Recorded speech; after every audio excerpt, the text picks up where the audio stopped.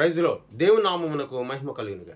సర్వాధికారి అయిన యేసయ్య నామం పేరిట మీ అందరికీ ప్రత్యేకమైన వందనాలు తెలియజేస్తున్నాను. ఈ ఉదయకాల సమయాన మహాగణుడు మహోన్నతుడైన యేసయ్య నామాన్ని స్తుతించడానికి మన మనసును దేవునికి అప్పగిందాం. ప్రార్థన.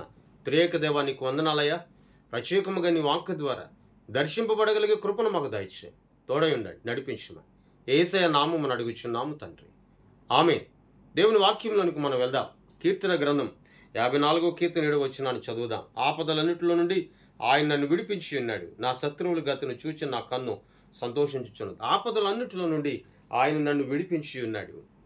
ఆపదలన్నిటిలో నుండి, కష్టాలన్నిటిలో నుండి, దుఃఖాలన్నిటిలో నుండి ఆయన నన్ను విడిపించి ఉన్నాడు. గమనిందా, ఈ లోకంలో నీకును నాకును విడుదలనిచ్చేవారు, విముక్తినిచ్చేవారు ఎవ్వరనూ లేరు.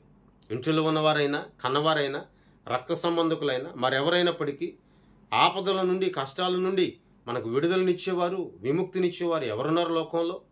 నువ్వు నిరాశలో ఉంటే ఎవరైనా నీ వద్దకు వచ్చేవారు ఉన్నారా? కష్టంలో ఉంటే ఎవరైనా నీ వద్దకు వచ్చేవారు ఉన్నారా? నీ వద్ద డబ్బు ఉన్నప్పుడు, ధనం ఉన్నప్పుడు, ఆస్తి ఉన్నప్పుడు, ఐశ్వర్యం ఉన్నప్పుడు అనేకులు వస్తారు. కానీ ఆపదలు ఉంటే ఎవరునూ రారు.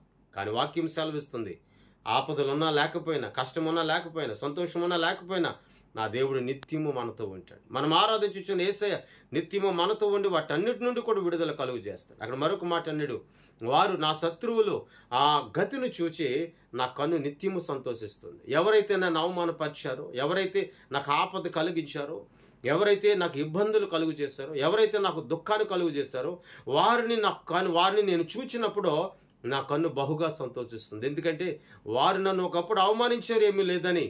ఒకప్పుడు నన్ను అవమానించారు, ఒకప్పుడు నన్ను తృణీకరించారు, ఎందుకు పనికిరాని వారు అని. కానీ వారి ముందర నా దేవుడు బలమైనటువంటి ఘనతను, బలమైనటువంటి శక్తిని నా దేవుడు దయచేశాడు. ప్రియ దేవుని బిడ్డ, ఈ రోజున ఈ ఉదయకాల సమయాన దేవాది దేవుని యొక్క వాక్యము ద్వారా నడిపించబడుతున్న నీవు నేను కూడా దేవుని యొక్క వాక్యమందలి భయము, దేవుని వాక్యమందలి భక్తి కలిగి నడిపించబడితే అది ఎలాంటి ఆపదైనా, ఎలాంటి కష్టమైనా వాటి నుండి నా దేవుడు విడుదల కలుగు చేయగలిగే సమర్థవంతుడు.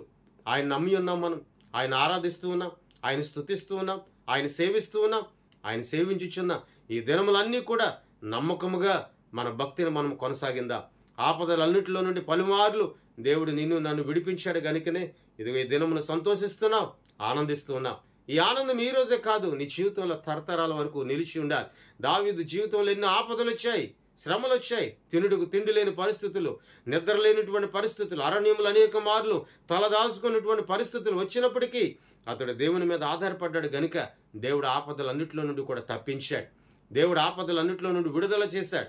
ఎందరైతే శత్రువులు అతని చుట్టూ ఉన్నారో వారందరి మధ్యలో సంతోషించగలిగే ఆదరణ, ఆనందం దావీదుకు దేవుడు దయచేశాడు. అటు కృప నీకు, నీ కుటుంబానికి దేవుడు దయచేయునుగాక. ప్రార్థన. కృప కలిగిన దేవానికి స్తోత్రాలయ్యా. ఆదరణకర్త నీకు వందనాలు, ఆశ్చర్యకరుడా నీకు స్తోత్రాలు. వినిన ప్రతి మాట మా హృదయాలు నీరు కట్టిపలింపు చేయండి, తోడై ఉండండి, బలపరచండి, ఆదరించండి, శక్తిని దయచేయండి. యేసయ్య నామమున అడుగుచున్నాము తండ్రి. ఆమేన్. దేవుని సన్నిధి మీ అందరికీ సదాకాలం తోడై ఉండి నడిపించును గాక. ఆమేన్. మీ అందరికీ వందనాలు తెలియజేస్తాను.